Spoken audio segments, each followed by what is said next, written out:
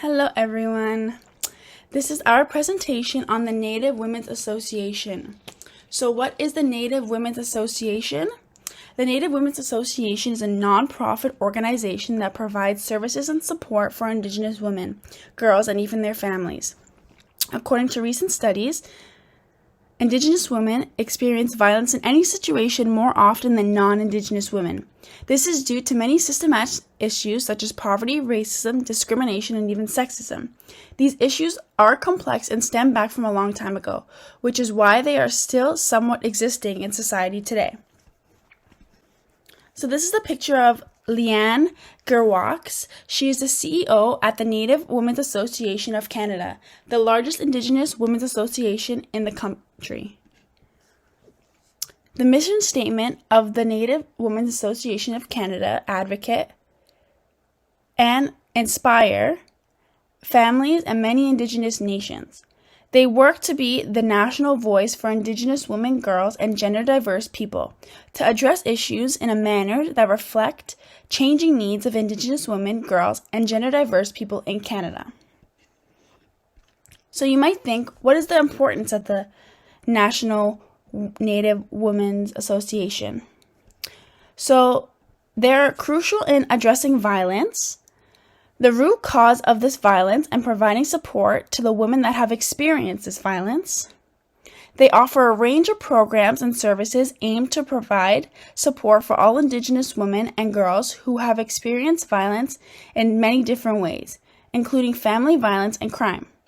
The programs include crisis intervention, counseling, and even community education.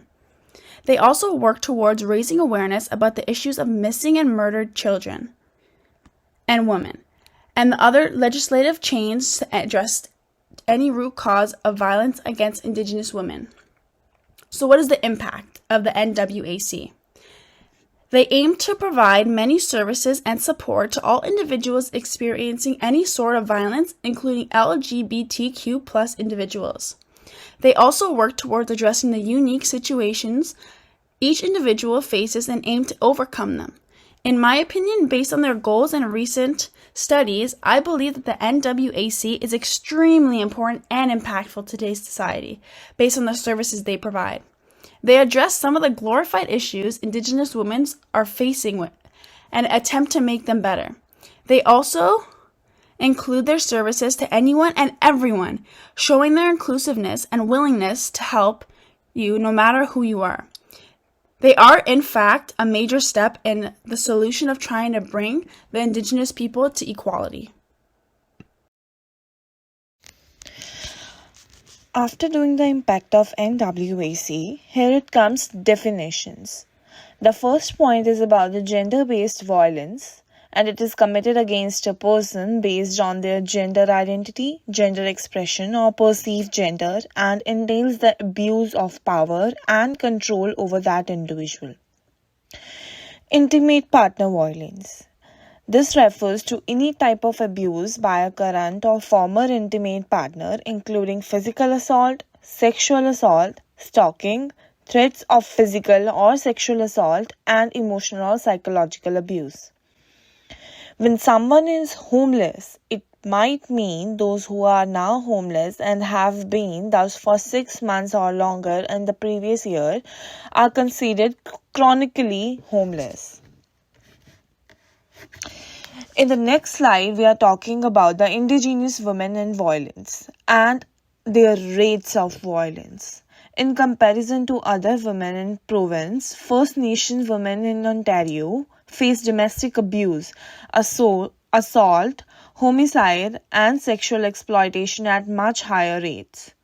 3 times as many Native women and girls as non-Native women report having been victims of violent crime. This higher prevalence of victimization was observed in an intimate relationship and acquaintance violence. In Canada, Ontario is one of the main centers for sex trafficking. Vulnerable individuals worldwide are affected by this kind of sexual exploitation. Young women, many of whom are Indigenous women and girls, are those most at risk. In the upcoming slide, we are talking about the root causes of violence. Racism and inequality are perpetuated by ingrained colonial notions. These conditions are exacerbated by sexism and misogyny that fuel violence against women in Ontario. More than just attitudes defying colonialism, it leads to rules, regulations, and policies that will exist in various forms both today and in the future. Traditional communities were forced to adopt patriarchal values by the colonialism. Respected women in their equal status with men are upended by these viewpoints. The residential school systems at your cities were one attempt at integration in Ontario. These schools were in the operation for almost 150 years. Youth were cut off from their culture, morals, families, and communities by the system. Families and communities are still being impacted by residual effects today. The violence facts are young women under 18 make up 75% of survivors of sexual assault in indigenous communities. Compared to non-indigenous women are around 3.5 more likely to experience domestic abuse.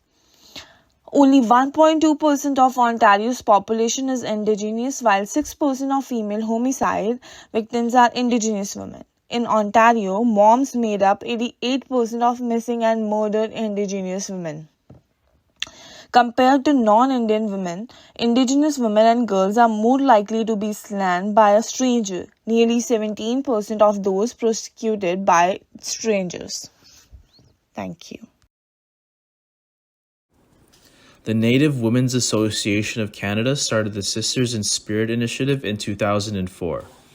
The members of this initiative worked in a multi-year research group to investigate the causes of violence towards Indigenous women. The NWAC works to honor the women and girls who have been lost to violence and remembers those who are still missing. The NWAC in 2009 put forth the report to families and communities, and it summarizes information from interviews. And studies were done to get demographic and statistical data. And the NWAC created a database for recording information about each case. The first was demographic information, 2, life experiences, 3, incident information, and 4, suspect and trial information. And the NWAC worked with 500 cases, and they all confirmed that the number of missing and murdered Aboriginal women in Canada is extremely high. About 25% of the total number of cases had remained consistent for missing women from a 2-year span from 2007 to 2009. And the report explains that this trend of ongoing disappearances was rationalized and explained because for every woman found alive and removed from the database, the name of another missing woman or girl was added. A high proportion of stories shared involve women and girls who are missing and before they were murdered. And this is due to the lack of reliable information about the number of cases that went missing in earlier decades.